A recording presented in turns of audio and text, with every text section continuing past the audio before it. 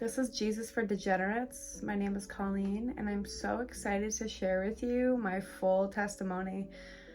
From beginning to present time, oh, let me tell you, sharing with you the rawness and realness of my life. Are you ready? I'm so excited. I know my parents did the best that they absolutely could raising us. I'm sure it was not easy raising 3 children and building a home. My childhood home was honestly not up to code. My dad was rebuilding it. He was putting a 2nd floor on the building and it needed a complete overhaul. So the thing was under construction for so long. My mom, she went to school to be an RN and it lasted a while. Me and my sisters had to go to like our family's house like often, whether it be my aunts or my grandma or a friend of the family. We would always be going somewhere and she had to do what she had to do. And then my dad was working on top of that. They had to work to support the family. My dad, very hard worker. Me and my dad's relationship, when I was younger, we were close. I was definitely a daddy's girl. I loved my dad and I still love my dad. But there was like no affection in a way. Like we would say, I love you, but we would never hug. He was a guy. Like I just feel like he was just not super open like my mom was, and that's okay. You know, my mom was such a hugger. She just motherly love. So she would always be like, you better give me a kiss before you leave, and like stuff like that. And I just thought it was so funny. I didn't really notice him to be so spiritual and about church. I think it was my mom mainly who was kind of just like trying her best to bring him into church and bring us into church and always bringing church home. She would try to do like a Bible study and like she would always read scriptures. We grew up Christian, so everybody in my house was Christian. As a child, I did not mind it because I loved going to church because it was like not church for me at that time. I wasn't listening to the service. I wasn't even paying attention. I was kind of just playing with the other kids. We would have sleepovers and we would have cookouts and like parties, and Christmas service was crazy and it was just fun. The good old days. As I started growing up, I started to realize that there was a problem in the family. I remember there being alcohol involved and, you know, gambling. And it just, you know, took a toll on our family because it, you know, it would cause fights to break out. The environment just started to get like heavy. Over the years, the Lord has delivered my family from so much and I'm so thankful. I think I was like 12 maybe or 13 or so. Like that was kind of the age when I started to like fall out of enjoying going to church. I would kind of just question like, why would we go to church if what we're doing at home isn't really matching up to like what's being taught at church? And so it was kind of confusing because I would see how my family would be inside of church and outside of church, and I would have to put up an absolute fight to not go to church. It was kind of hard, you know, because like it would literally cause fights to not go to church. And if I didn't go to church, then I wouldn't be able to do this certain thing. I wouldn't be able to go out. Like it was strict. It was like, you either go to church or you're grounded. Okay, mom. Like, all right, mom. Like you know, like what does it really mean? There was discipline in the hardest ways. See, I can laugh about it now because the kids these days would never understand what discipline actually was.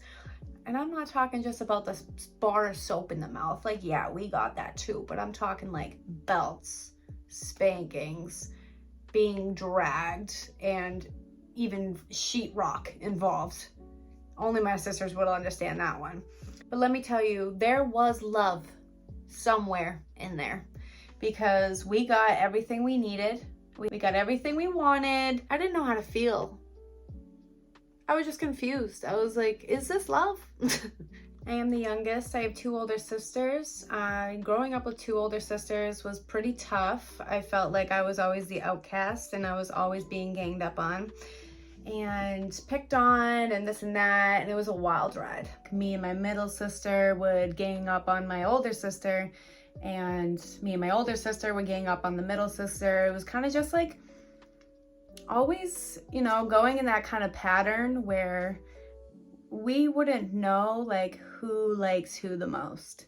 I felt like it got to a point where it kind of pushed me to really just want to be by myself. I just spent a lot of time alone, and I enjoyed it.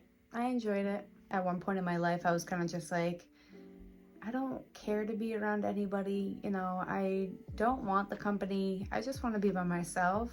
So yeah, I was going through the phase that every teenager goes through, like you're misunderstood and you're, you know, you feel like out of place. So I was like 14, 15 when I started to rebel and not want to go to church anymore.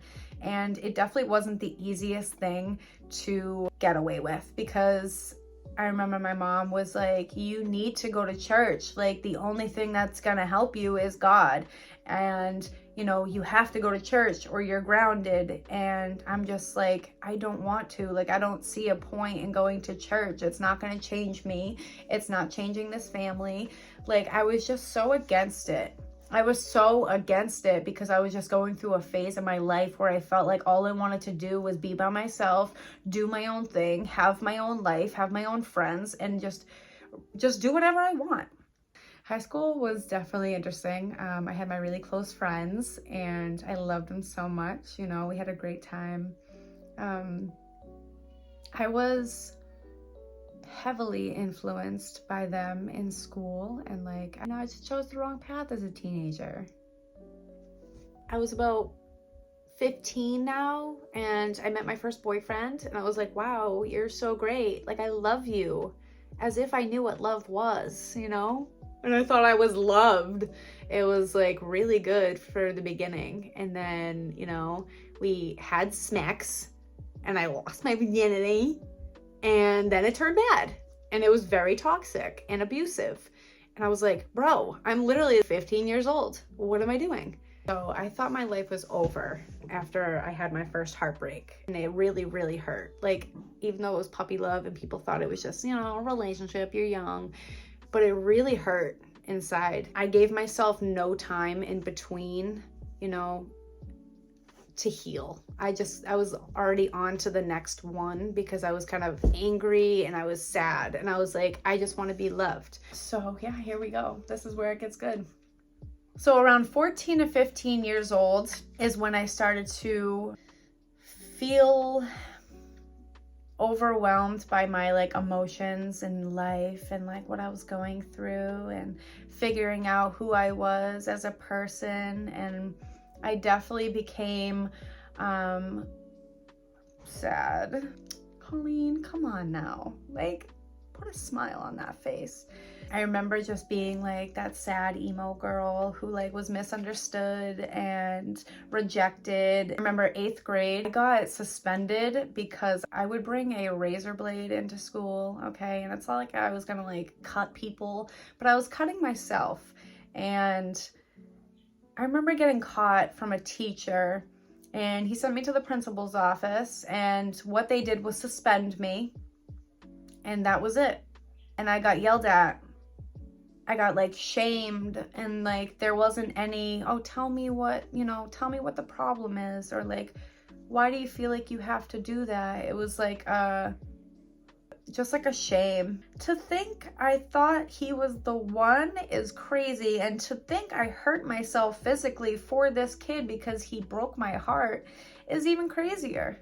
I really want people to realize that, like, yeah, you go through a breakup with somebody, but that is not the end of your life. Like, God has so much more for you. If I knew what my life was going to turn out to be and what I have now that God has given me, honestly, I would have saved myself for marriage. Me in relationships didn't really have a good relationship. I feel so bad for my parents. Now that I look back, I'm just like, dude, I'm sorry that I would sneak out at like 1 a.m. after you fell asleep and mom was at work. I snuck out. I stole your cigarettes before I left. I was smoking perks all night. I was smoking Vikes all night. And like, I was drinking like a fish. And then I would walk home completely hammered. And I would just be so messed up, you know, to the point where my parents even had to screw down our windows because of how often it would happen. We would bring boys in and boys would go out We would bring friends in and friends out. Even though they tried to stop us from partying and like bringing people into the house, we would still bring people into the house when my mom was working. Again, I am so sorry, Mom. My mom would be like, what's the matter with you? And it's like, nothing is wrong with me. And we would have a fight because she was just trying to be a good mom and trying to keep me safe. And she was like, you need to stop doing this. And it's like, no. Oh man, I could go on for days about what I did as a teenager, like all the dumb stuff. Here's another little example. Right after school, we would go to the common and we would do Molly, and we would spend the day there, like out in public. We would just do drugs. It was like so stupid. This was because of my first breakup. Yeah. So that kind of escalated after that breakup. That was my form of healing, was going through that. I've never been dependent on drugs. I never had an addictive personality, although I liked to do them. I never felt like I got to a point of where I needed them. And honestly, I thank the Lord for that, because I have seen addiction in my family. 16 comes around and I am already in another relationship. I gave myself no time to heal in between my last heartbreak. I was just always looking for love and always looking to love. I immediately got into another relationship. I dated that person for 5 years. So that was a lot of my time. And, you know, the first 3 years were great. And then it kind of got rocky and very abusive and toxic after that many years. And there was cheating going on, and I'm not gonna play victim. I was doing some stupid stuff. I didn't cheat, but like I was just not right in the head because I didn't heal from my first relationship. So I would always think like, I'm not enough. I'm not enough. You're doing something wrong. It's not me, it's you. I would fit my image to what they wanted so they would love me more. How can I be better for you? You know? What can I do to be better for you? During that relationship is when I started to like change my looks, fitting an image that just wasn't me. It's like I was trying to be me and something else at the same time. I thought it was fixing my problems when in reality it wasn't. Cutting your bangs is just not gonna solve your problems. Only Jesus can. I went through every color you could think of, every style you could think of, every length. You know, I started to get into like piercings and just trying to be something different almost every month. I would blow my money on clothes. I don't know how many thousands of dollars I spent on clothes thinking that would kind of help.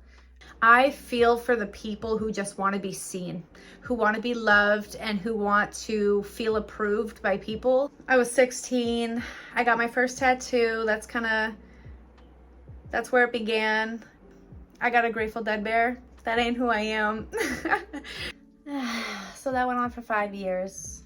It's not like the whole thing was toxic.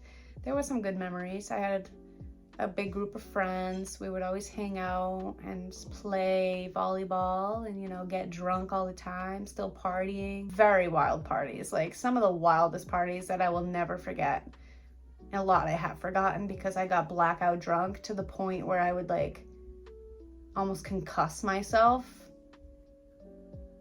Yeah. Let me just share with you some other stupid things I've done. We would go to band practices, and we would hang out in this like huge warehouse that like many bands or many businesses would like rent a spot. Walking around, and it was me and my friend and I think somebody else, but we were walking around, and then all of a sudden like some like older men, like I'm talking like older men, like 60s, invited us into their band space, and there was no like weird vibe from them at all. It was kind of just like, oh, they're older, they just want to like feel cool or something, talking to young people. So we went in there, and this spot was legit. It was such a legit setup. It was literally like a bar. We were already drinking. I was not 21 at the time. I think I was almost 21, but I was not able to like buy drinks. They asked us what we wanted, and I was like, that. And then they're like, you want another shot? And it was like, no. Like, I'm all set. No, thank you. And they're like, you want a cigarette? And it was like an unfiltered cigarette, and I don't know what it was, man, but like, took one drag.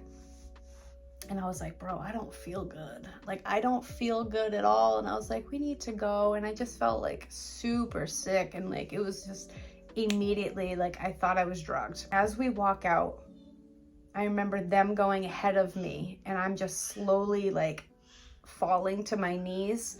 And I just remember like everything going blurry and just crawling on the ground. I was just probably blacking out, crawling on the ground. And somehow I ended up outside in an alley with my face in a puddle alone. And I was just like, this is not a safe place to be alone, blackout drunk. Like, where are my friends? I remember laying there for like a few minutes, and I could have snapped out of it. I was like, what am I doing? And then I got up. And when I tell you, I really forced myself to like get up. Yeah. I don't remember anything from that night. My life has been really blurry because of the abuse of drugs and alcohol.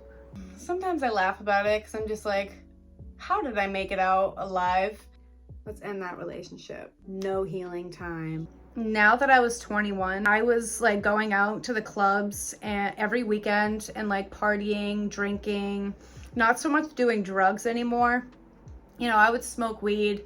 And, you know, I had people that were close to me, you know, that like helped me get through a lot. But at the same time, I still felt alone, constantly be talking to people, whether it be guys or girls or just like random people, just to have conversation. I would be there for everybody else, but at the end of the day, I felt like no one was there for me. And that was like all the time.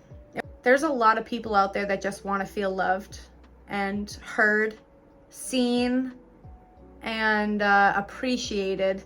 You truly will never feel that until you know like who you are, and that you don't have to go great lengths to be approved by man, because like you will never feel fulfillment, true fulfillment in yourself and in people until you know Jesus Christ. I felt used. This isn't a poor me type thing or like feel bad for me. It's like I put myself in certain situations where I was just accepting being used by people. It took a toll on me. It really messed with me. It made me feel like I wasn't worth much, but at the same time worth a lot. So it was confusing. If you only seek approval from man, that is all you will get. I learned that the hard way. I was 23 years old. So yeah, then I met somebody online. We started talking. They were always creative, you know, they wanted to create, and they really brought out that side of me. I really got into painting and creating and like spilling all my time on my passion. I can't tell you how many thousands of dollars I've spent in art supplies. I have tried honestly everything to make myself happy, and none of it worked. Painting meant a lot to me. It got me through a lot. During that relationship is when I started to get into tattooing. I bought myself a machine. It wasn't necessarily the most expensive or the highest of quality, but I enjoyed it. You know, I got into it and I was like, ooh, I want to make something of this. And I started tattooing myself. On top of painting, I was doing that. I didn't even care what I put on my body. You know, at the time I thought it was like some good stuff, but it wasn't good stuff. I want to cover all of it. This relationship was great. We had a great friendship, and I still wanted to do my own thing, like party and go clubbing, and this person didn't want me doing that. And even though I was still faithful, I would still be out clubbing on the weekends. We were both struggling with ourselves. And there were things that, you know, they wanted me to help them with, but I was kind of struggling with my own things. I couldn't maintain their happiness because I couldn't maintain my own. You can't love somebody if you don't love yourself. Over time, I started to notice that it was more of like a friendship in my eyes, where I was just kind of like, I don't know if I truly want this relationship anymore. I felt like I've just been used so much that like, the next person rolls around, I'm gonna be standoffish, put a wall up because of not healing. It got very abusive after I kind of like started pushing away. You know, they kept pushing closer and being more protective. And I was like, I don't want to hurt you. I felt really bad because I didn't want to hurt this person. And there came a point where it's like they wanted to get more serious about it and I wasn't ready. It kind of got like hard to leave at one point. I definitely did some wrong in that relationship. I'm not gonna lie. It seems pretty hard to let go. I wanted to, they didn't want to.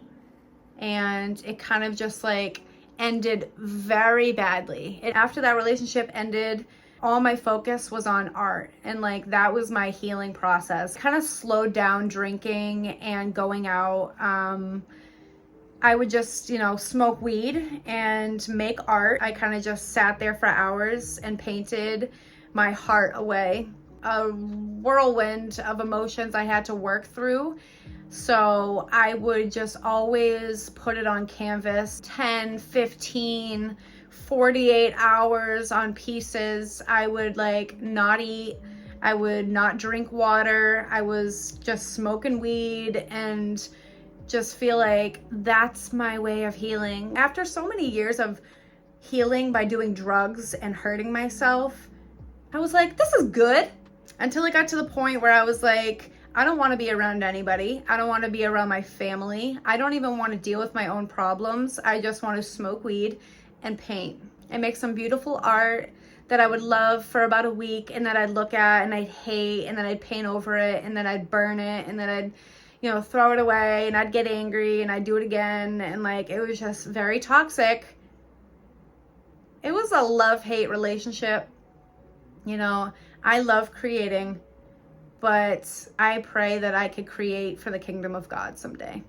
So I did that, for a while. I think it was like within a year. Again, I gave myself no time to heal. I was already talking to somebody else. They were an artist. They painted as well. It is meant to be. And I fell in love again. I'd let my emotions really control who I was. And then over time, as I went through what I did, I kind of became like heartless in a way. This person was different from like the men that I kind of talked to before. He was more in touch with his sensitive side. And I don't know what it is about artists, but bro, we are all sensitive beings, okay? I thought it was like perfection until I started to hang around with the people he was hanging around. And then I was like, this seems kind of off. Into polygamy, I was just like, I have never experienced that before, so I'm like unaware of what that is. But I'm gonna brush it off and just pretend like that didn't happen. Every single time I would hang out with, him and his friends, I would feel like I don't belong. His main focus was creating and making art, and that was his first priority over me. So it was like I was chasing that person for the longest time. It was very unhealthy. I just kind of brushed so many things off, like, oh no, he's not like that. Oh no, he's not like that. I started to get back into doing drugs because he was doing drugs. That was kind of like his lifestyle, where he would just go to festivals and live paint and do drugs and, hang out with people that were looking for love, looking for peace, looking for joy in all the wrong places. There was nothing wrong with any of those people that I met. It's just like, it didn't seem real. It didn't seem like I was actually, welcomed or loved. I felt very used. I remember doing like, hallucinogens for the first time and mixing it with other stuff, and like just being in really bad situations, always ending up alone, staying, back at the house while he would go out for weeks. I would be oblivious to it. I'd be hurt, like some days we would just sit there and all we would do is, drugs. And I felt so gross. I felt tired. I felt strung out. And I didn't feel like myself. I knew I was living a lie. He was putting a fake face on. I was putting a fake face on. I was still looking for like the approval in him. And I was never going to get it. So then I started to paint out of an even deeper pain. There's a lot of things that God has tried to pull me out of that I just kept myself in. And I knew God was there, but I didn't allow him to come into my life and really work it how he wanted to do it.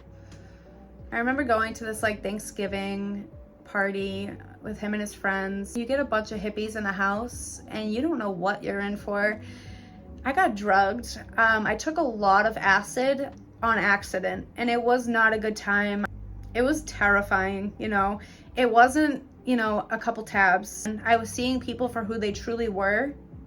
Like that opened up a realm that allowed so many things to come into my life that I did not want. All you're gonna get is demons and problems and bad things into your life. After that happened, my life changed dramatically. I felt like I was digging myself into a hole that I couldn't get out of. I remember going on a road trip to Vegas from Massachusetts. The entire way there, it seemed great with that person, but the second we got to where we were supposed to be, I didn't matter anymore. Thankfully, we took a plane back. After a while of like always running to the canvas to let out my feelings, it got to a point where I felt like so uninspired because the lack of like enjoyment that we couldn't do it together. I don't want to do it myself anymore kind of type thing. Like I fell out of love for painting and that hurt. I think I was like 25 years old at this time. That's when I kind of picked up tattooing, and I felt like that was my next way of healing. With absolutely no time giving myself to heal, I started talking to somebody else who was covered in tattoos, and I was like, wow, how perfect. I'm being brutally honest with you guys. Somebody who knows the pain and somebody who's been through it. We connected on that level, like a sad boy, sad girl level. You know, this person was states away and I spent all my time, you know, on the phone talking to him for about a year. We decided that like maybe we should take it to the next step. Like I would move out there. It was a huge jump for me. It seemed too good to be true, you know. It's very easy to have a relationship through the phone because you could say whatever you want and take back whatever you want before you send it. Silly me. Silly Colleen. I visited and I was like, all right, well, I'm gonna go back now. It was a long distance relationship for like ever. And then I moved out there and this was states away and I had absolutely nobody but him. After moving out there, you know, it seemed really good. Like, he provided for me and like everything was good. You know, I've noticed in every relationship that I've always played like the wife role. I would do so much, but I wouldn't really get anything in return. That was my mistake. I don't advise you to play the wife role if you're not married. If you are doing all that you can for somebody and they're not giving you what you need in return, you know, just like the basics of a relationship, communication, trust, honesty, friendship. If you're not getting those, like, don't you be doing all that extra stuff. I did that for a while and then I started to really get drained. I kind of put myself aside and I was so focused on the relationship. Like I didn't paint, I didn't tattoo. I was still interested in tattoos, but like I had no passion anymore. After a while, I started to see like who they truly were. Even though I felt like I shouldn't go above and beyond for this person because I am not getting anything in return, I did. I'd feel like I was in the wrong for even speaking. It was like, oh, where I was at in life, it was just too much for me.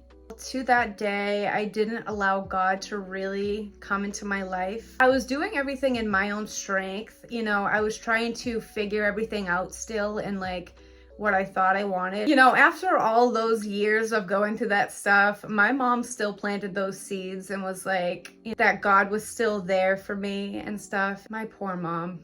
My poor mom. I would run to my mom for everything. You know, when it came to like relationships and what I was going through. And she would always take that opportunity to plant a seed and always like bring up God. I was not Christian. I wasn't living a Christian life. I wasn't, searching for Jesus, but I always knew that he was there. I always knew of like who he was from, hearing about him for so many years from my mom. Even though I didn't live that Christian life, things stuck with me. They were kind of just written on my heart. So thank you, Mom. Apart from God himself, like only she knows what I truly went through. And even then, there was still so much that I didn't say. I wouldn't say this person lived like a godly life. They wanted nothing to do with Jesus. They wanted nothing to do with God in general. Total opposite. I still pray for that person. I really want him to find joy. We were both going through some really hard things, and without God, your life just seems like it's a never-ending battle. There was heavy drinking involved. It got to be like almost all the time, and then it got really toxic and abusive, and we were both starting fights. It got to a point where I was like getting kicked out. I remember being the last priority in that person's life, so I moved back home to Massachusetts. And they would hit me up and we would go through the cycle again. And then I'd, drop everything and I'd move back out there. And it didn't work out. And it got worse the next time I went. And so I left again back to Massachusetts. And then we did it again. See, I put myself through these situations. Why? Because I didn't have Jesus. I didn't have God. I felt like I was really at the end of like my emotional and mental strength. I felt like I had nothing left. I remember being kicked out and living in my van for a while, and at that point I truly had absolutely no one. I would basically be in survival mode. Like, forget the feelings, forget what I'm feeling right now. Like, I need to figure out where I'm staying tonight, how I'm gonna get some money to eat, how am I gonna keep my animals alive in this really hot van. The doors didn't lock, things like that. I would sleep with a knife. I would be scared. There was a lot of fear. I remember being in that van, praying to God, just talking to him and being like, can you please help me? That was my cry. I cried out to God and he showed up, and it was beautiful, and I felt that peace. I felt his presence. I was being controlled in a way that I've never been controlled before, honestly. That was the most mind-numbing, confusing, truly, I didn't know what I wanted. I didn't know what I deserved. I was so numb from every other relationship that I was just like, this is it. This is the one. I truly never experienced anything like it in my life. There was so much fear put into my life. Fear like, if I lose you, I will have no one else. I needed him. Confusion, is it me who's in the wrong or is it you? Gaslighting, manipulation, narcissism, controlling, no trust, no communication. They were numb to their feelings, and I had too many feelings. I want this to work so badly. I will do whatever it takes. It was really hard on my mental. I felt like I was under a spell. I even started to sell my body online, do an OnlyFans. This person supported that. The Bible says we don't wrestle against flesh and blood. I look at it now it wasn't him who was doing it. It was the devil. The devil was just trying to lead me down every wrong path at that time in my life. After this relationship, I was fully ready to just be like, all right, now's the time where I'm gonna focus on myself and heal. I wanted to try some self-love for once. And I was like, I'm not gonna talk to anybody. I'm done looking for relationships. I'm not going to date. That led to me completely focusing on myself and only myself in the most selfish ways. I tried looking my best. I switched up my look. I overdid it with the tattoos. Tattooing became a severe addiction where I felt like the only way I could feel better about myself was getting a tattoo. I got one every time I felt pain, which was a lot. I became very heartless and my walls were up very high. Like, I was so done with love. My mentality at the time, it was like not good. I thought self-love was like me, myself, and I'm gonna do what I want and like focus only on me, and I don't care about anybody else because it's my time to heal. And I did that by becoming a stripper. Go figure. Ended up wanting to be the heartbreaker. I want to finally have some control. I finally want to like be able to have that freedom with myself. It was a behavior that was not me. I wasn't like, oh, let's do this. Like, I'm so ready. It was like, am I really gonna do this? I had to contemplate it a lot. I felt empowerment. I could be the one in control and I was making money off of them. I didn't need love. Deep down, I was still me. The devil had his hand on me very strongly. I just knew that I was so far from God at that time. I would be on stage. I would feel a sense of like freedom in a way, but it was almost like I was a slave to the devil and what he wanted me to do. I would walk up in there and I would look at myself and be like, you know, I look good. But after a while, I started to look really malnourished and tired and sick. You know, I'd still smoke weed. I never touched drugs in that place. I would have a beer every so often just to kind of like loosen me up. It just wasn't healthy for my body and my mind. The strip club's a very sad place. Like, my heart goes out to like all those girls and all those guys. It's all about lust. It's all about money. It's all about self. Like, it's just not a good place. There's some lost souls. Some of them were more committed than I was. Although I was making really good money, I wasn't as committed. Like, my heart really wasn't like in it. I wasn't your stripper. I was kind of just like, yeah, I'm here to hang out, sell my body for a little bit and like, you know, make some bank. And like, that's all it really was. I was so far from God. He has given me so many chances. He has, you know, had such mercy on me and such patience. It was very empty. You know, I sold my body. I would even be, you know, in the back giving like a lap dance. This person would be enjoying it, but I would look to the side away from them. Like, what am I doing? Like, I don't want to be doing this. And then I would look back and I'd be like, I'd put that fake face on. It was really hard. After I got to that lowest point and I realized that like I became something that like I really didn't want to be, I was like, God, I need you now more than ever. Please help me get out of this situation and make a living a different way. A couple weeks go by. My life was everything but normal. One night I was on stage. You know, me and my husband met at the club. Talk about love story, right? Him and his friend walked in, immediately made eye contact. It was like a light walked into that room. I have seen what the Lord has done in my life to really help me. I didn't have to find him. Like, he found me at that point. You know, it was like a light walked into the room and I couldn't help but look at the light. There was something inside of me that felt different. I just like knew that he was there for a reason.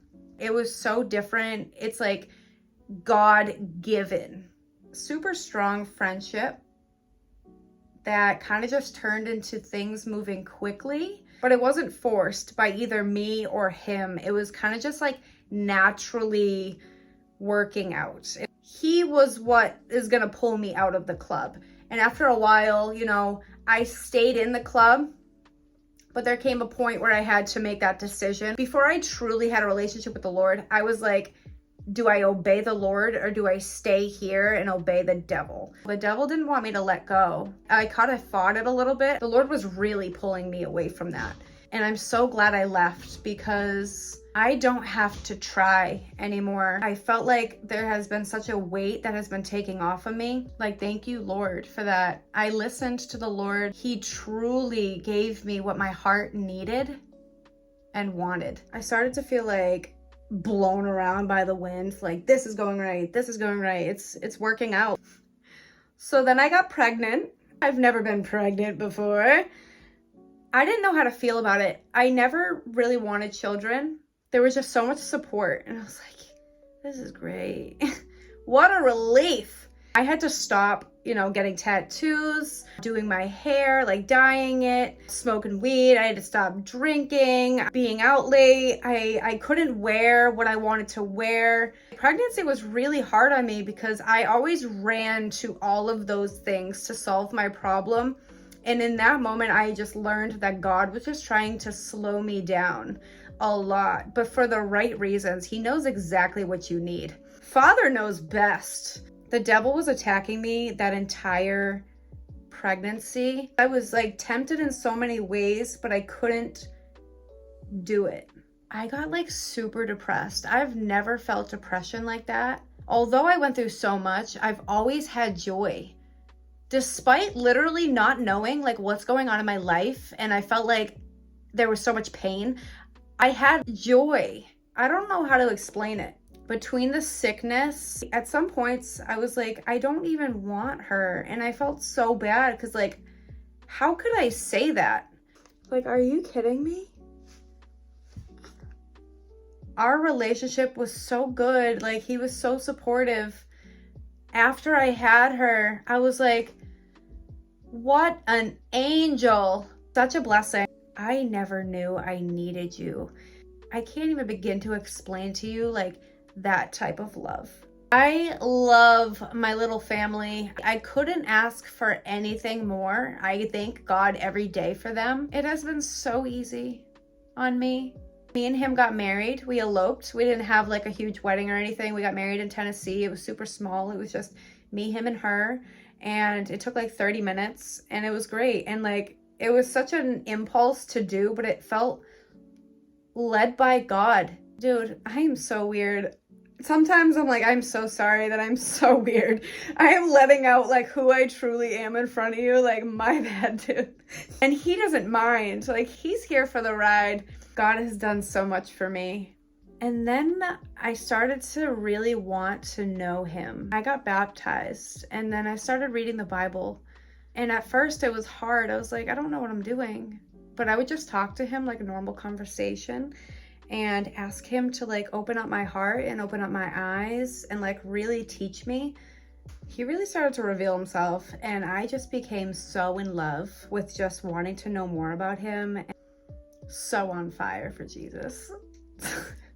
I'm coming up on 1 year of being saved. I feel like I have already learned so much and experienced so much with him in all the best ways. Our relationship has been full of healing and deliverances, and him always reminding me of his unfailing love, showing me a lot of grace in the process while he was burning all of that impurity out of me that I've been through over the years and the stuff that I held on to.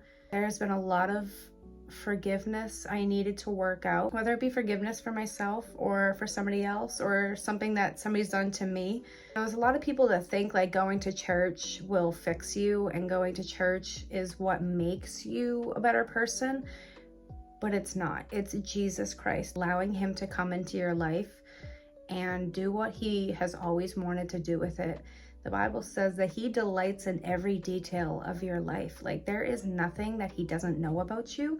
He knows everything you want, everything you need, everything your heart truly desires. He knows what you don't need.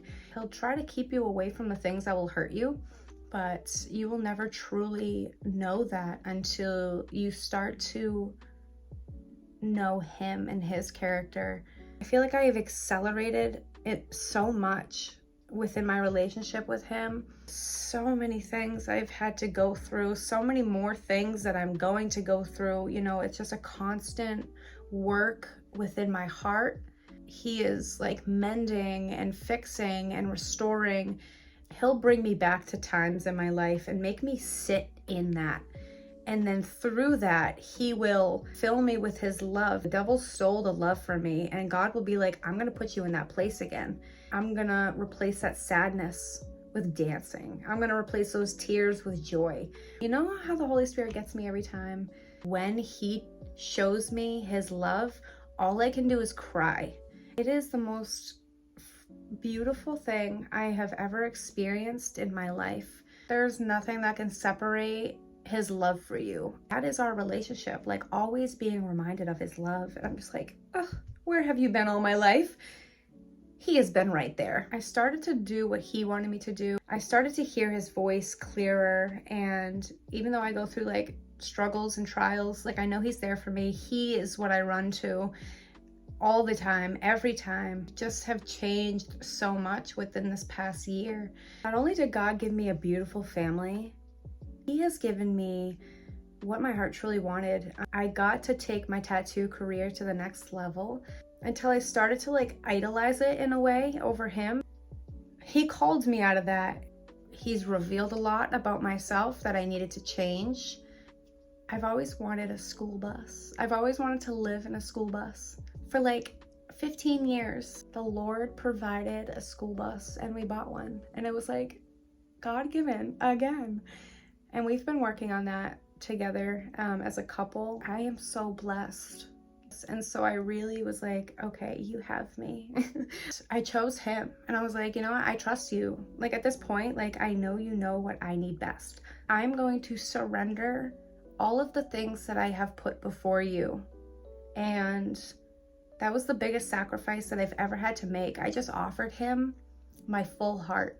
I just want to put him first in every single thing I do. Going to church, I have grown so much. I love my church and I'm so happy they're expanding, and truly it's a blessing to be where I'm at. Like going to Bible school and like going into ministry is going to be so great. He never ceases to put me through the fire to really burn those impurities out of me, and I couldn't be more thankful.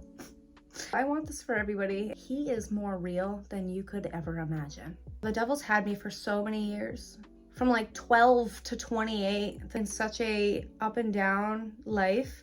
And what God has done in less than a year. The Bible says that the Lord turns all things for good. So what the devil meant for evil, God meant for good. I've seen that time and time again over my life as I look back, and I'm just like, wow. Each day is a sacrifice. It's broken me out of fear. It's broken me out of anxiety. It's broken me out of oppression. It's broken me out of heartbreak. It's broken me out of selfishness and unforgiveness. God, I love you.